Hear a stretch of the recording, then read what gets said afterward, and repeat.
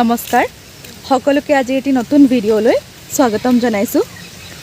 আজি আমি কথা পাতিম আপোনালোকৰ লগত চাহ গছৰ বিষয়ে। Assam the land of green gold বুলি কোৱা হয় আৰু গ্ৰীণ গ'ল্ড মানে আপোনালোকে বুজি পাইছেই চাগৈ। মোৰ চাৰিওফালে যিমান দূৰ দেখা পাব সকলোফালে সেউজীয়া সেউজীয়া, কেৱল সেউজীয়া। এয়া হৈছে চাহপাত আৰু অসমৰ বহু সংখ্যক লোক এই চাহপাতৰ ওপৰত ভিত্তি কৰি পেলাই নিজৰ জীৱিকা নিৰ্বাহ কৰি আছে। মোৰ পিতৃঘৰখনো তেনে এখন ঘৰ। এইখন আমাৰ ব্যক্তিগত খণ্ডৰ চাহপাত।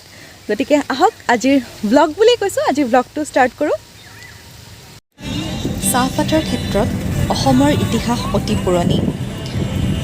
বহুতেই হয়তো জানেই যে যেতিয়া ভাৰত ইংৰাজৰ দখলত আছিল তেতিয়াই অসমলৈ ইষ্ট ইণ্ডিয়া কোম্পানীৰ আণ্ডাৰত আহিছিল চাহ বাগিচাৰ বা চাহ কৰ্মৰ এই যি সংস্কৃতি। 1823 চনত ইষ্ট ইণ্ডিয়া কোম্পানীৰ HM ডাইনা নামৰ অসম অভিমুখী হিলৈদাৰী নাওখনৰ কামাণ্ডাৰ পদত অধিষ্ঠিত হৈছিল আলেকজেণ্ডাৰ। তেওঁ আহি যেতিয়া শদিয়াত সোমাইছিলহি তেতিয়া অসমত বিভিন্ন ধৰণৰ ৰাজনৈতিক অৰাজকতাই দেখা দিছিল। গতিকে তেওঁ আহি পোনপ্ৰথমেই এখন ৰাজনৈতিক বৈঠকত বহিব লগা হৈছিল, য'ত বিৰি মফিন চাহাব, আলেকজেণ্ডাৰ ব্ৰুচ, কেইজনমান ব্ৰিটিছ বিষয়া, লগতে চিংফৌ দেশৰ ৰজা বিছাগাম আৰু অসমৰ ৰজা পুৰন্দৰ সিংহ, বৰভাণ্ডাৰ বৰুৱা, মণিৰাম দত্ত বৰুৱাকো নিমন্ত্ৰণ কৰা হৈছিল। আৰু তাতেই বিৰি মফিন চাহাবে আটাইকে এবাটিকৈ চাহ পানী খাবলৈ দি আপ্যায়িত কৰিলে। অচিনাকি সেই চাহৰ জুতি পালে আলেকজেণ্ডাৰ চাহাবে আৰু সেয়াই অসমত চাহৰ আৰম্ভ।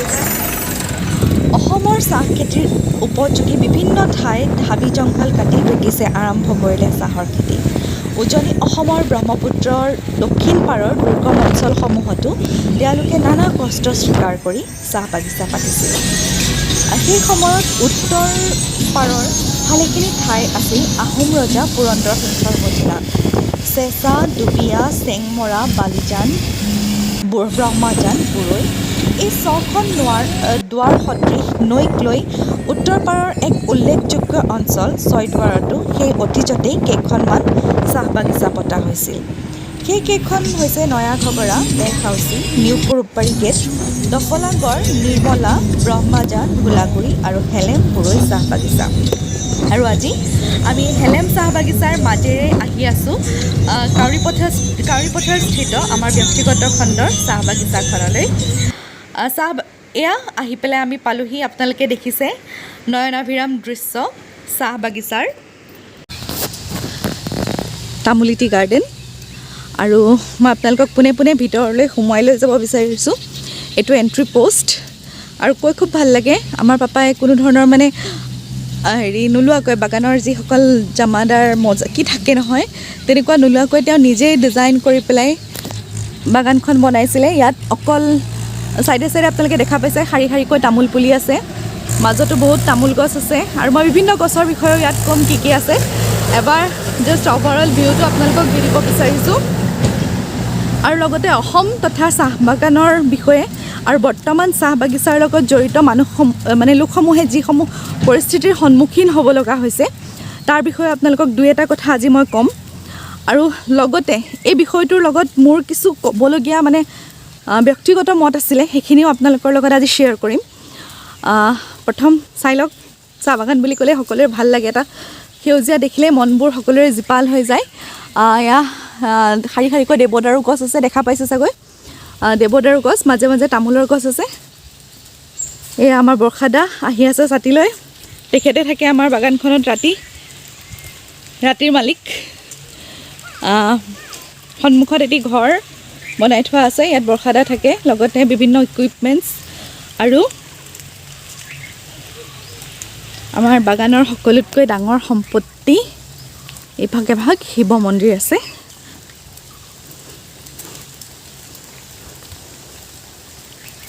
এইজনী আমাৰ পোহৰ, তাই আজি বাগানলৈ আহিছে পাত ছিঙিবলৈ বুলি।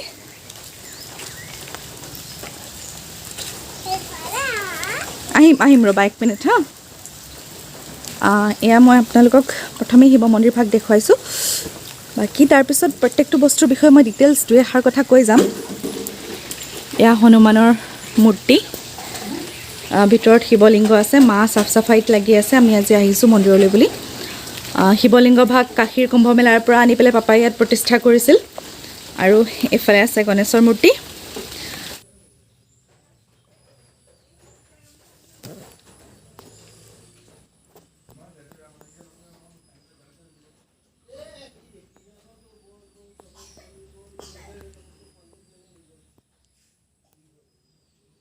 এয়া পাপা যোৱা বিভিন্ন স্থান, বৈদ্যনাথ ধাম গৈছিলে 11 বাৰ গৈছিলে, 1992 পৰা 2006লৈকে। জগন্নাথ পুৰী গৈছিলে 2005, 2006 আৰু 2008ত। কাশী বিশ্বনাথ 2010 আৰু 2013ত। মা কামাখ্যাত বিবাহ হৈছিলে।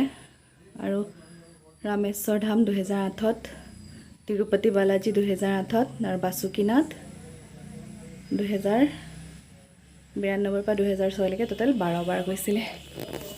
এইকাৰণে বিভিন্ন স্থানৰ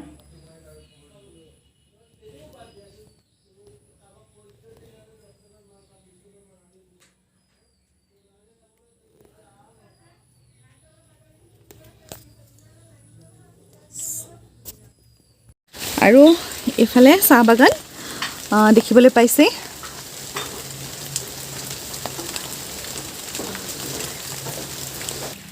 আপোনালোকলৈ চাহ বাগানৰ কিছু নান্দনিক দৃশ্যৰ লগতে জনাসকলেতো জানেই, নজনাসকলক কওঁ। চাহ বাগানততো এয়া আপোনালোকে দেখিছে চাহপাত, এইবোৰ নতুন নতুন কোহপাত ওলাইছে। এয়া কোহপাত আপোনালোকে দেখিবলৈ পাইছে। মই একেবাৰে ওচৰৰ পৰা দেখুৱাইছোঁ। এইখিনি কোহপাত সেয়া দেখিছে। আৰু তাৰ মাজৰ যিখিনি ওখ ওখ গছ থাকে তাক চিৰিজ গছ বুলি কোৱা হয়।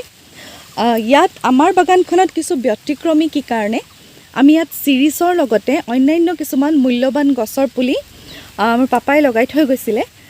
যিহেতু বৰ্তমান তেওঁ নাই, সেইকাৰণে থৈ গৈছিলে বুলিয়ে ক'লোঁ আৰু কথাষাৰ। ইয়াৰ ভিতৰত আছে আপোনাৰ ৰুদ্ৰাক্ষৰ গছ, যিটো আমি শিৱ পূজাত লাগে বুলি কওঁ বা শিৱ ভক্তসকলৰ কাৰণে বহুত মান্য। সেই ৰুদ্ৰাক্ষৰ গছ আমাৰ বাগানত আছে। লগতে আছে ধূনা গছ, চন্দন আছে, ৰঙা চন্দন, বগা চন্দন, আম কঁঠালৰ দৰে কিছুমান ফল মূলৰ গছ আছে, কলৰ গছ আছে। ফল ফুলৰ লগতে কিছুমান আপুৰুগীয়া গছ ইয়াত ৰুবলৈ যত্ন কৰা হৈছিলে। আপোনালোকক ঝুম কৰি পেলাই দেখুৱাবলৈ চেষ্টা কৰোঁ।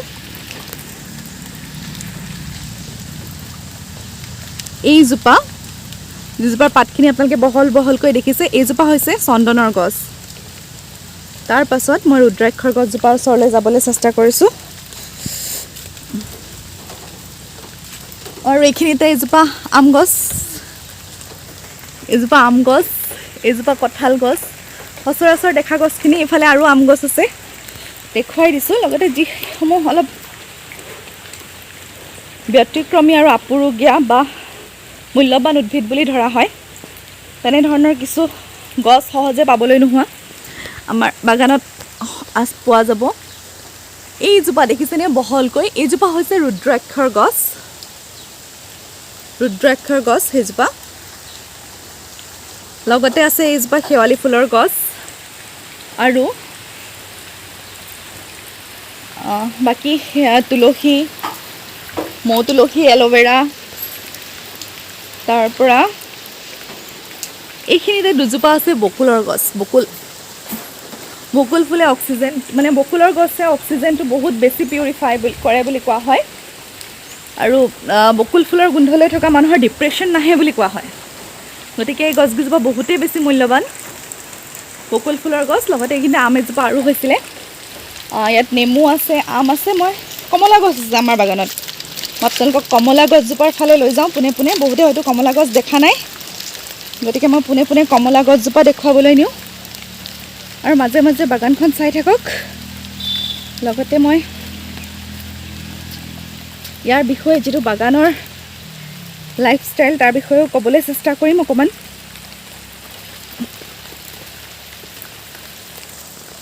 এইজোপা আকৌ জুম কৰি দেখুৱাইছোঁ। এইজোপা দেখা পাইছে, এইজোপা হৈছে কমলাৰ গছ। কমলা টেঙাৰ গছ আমি 2 বছৰ কমলা টেঙা খালোঁ আৰু এনেকুৱা নহয় যে অকল পাহাৰীয়া ঠাইতে কমলা ভাল হয় খুব সুন্দৰ হয় ইয়াত লাগি আছে কমলা টেঙা আপোনালোকে দেখা পাইছে নিশ্চয় মই আৰু অকমান ওচৰলৈ যাবলৈ চেষ্টা কৰোঁ বিশাল মানে জেগাখন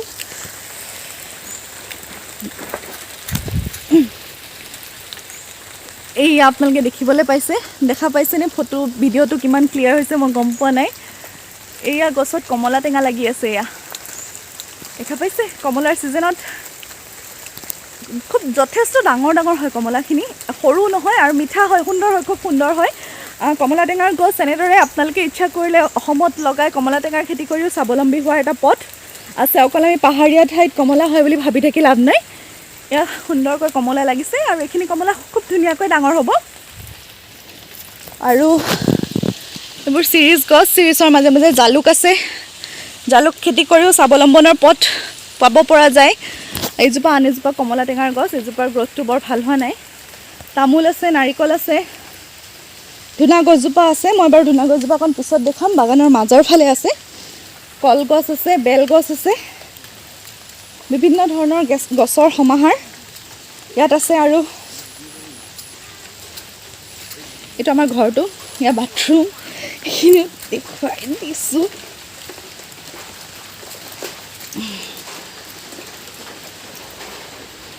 এইটো এটা চৌকা যিটো আজিকালি নোহোৱা হৈ পৰিছে চৌকা দেখিবলৈ নোপোৱা হৈ পৰিছে এইটো আমাৰ এটা চৌকা আছে ইয়াত যিজন থাকে তেখেতে ভাত বনাই খায় আৰু এইবোৰ স্প্ৰে মেচিন তাৰপিছত দেখুৱাবলৈ ঘৰটো তেনেকৈ বনোৱা হৈছিলে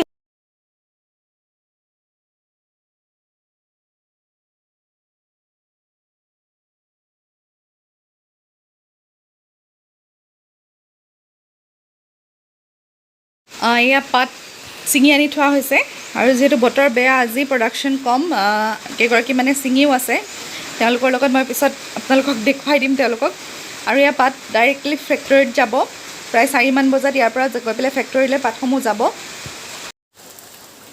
এইফালে পাত তুলি আছে আপোনালোকে দেখা পাইছে মই ওচৰলৈ লৈ যাম বাৰু আৰু আজি যিহেতু বৰষুণৰ বতৰ গতিকে ছাতি লৈ চাহ গছৰ মাজে মাজে এয়া মই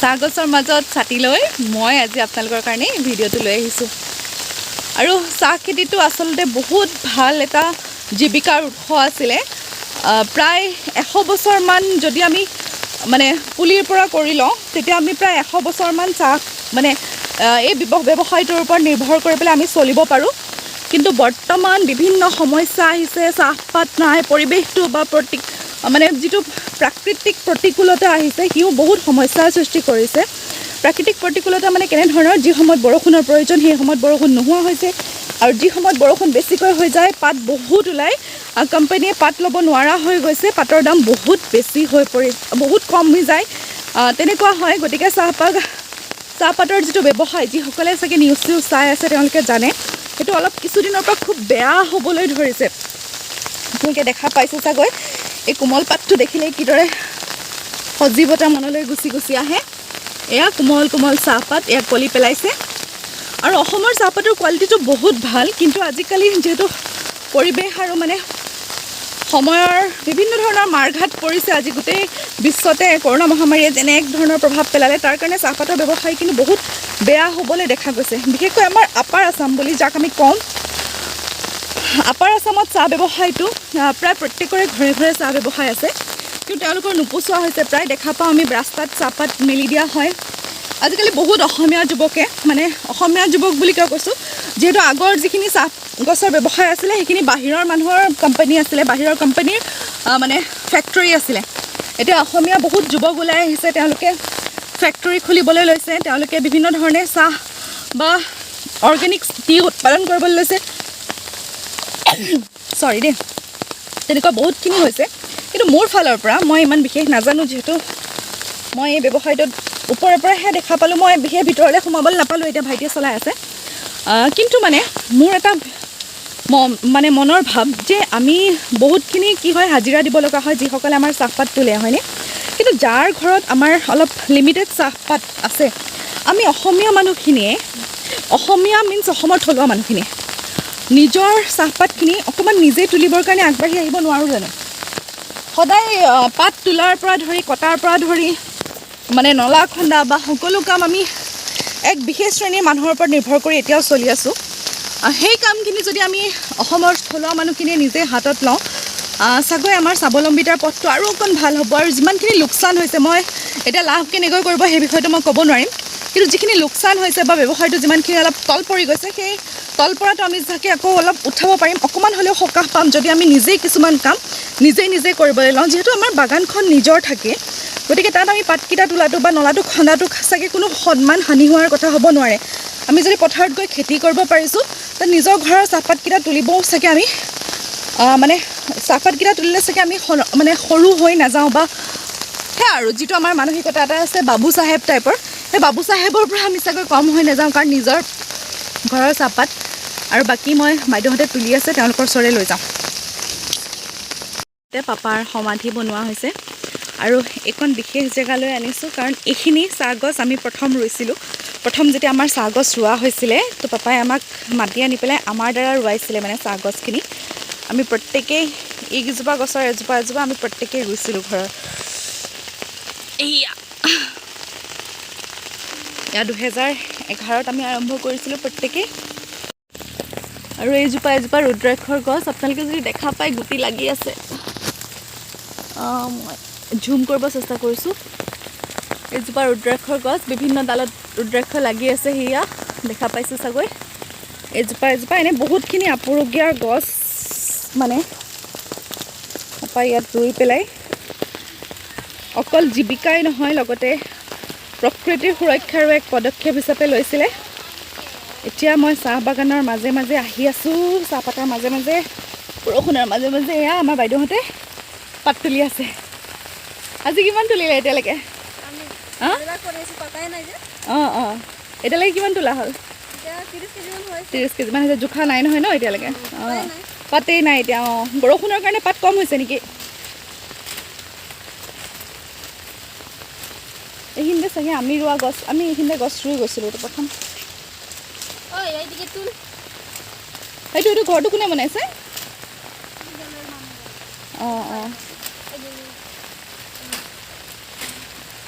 এয়া দেখা পাইছে কেনেকৈ পাত ছিঙি আছে।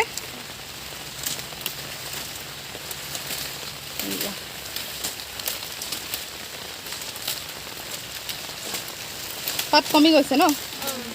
বৰষুণৰ কাৰণে কমিছে নেকি?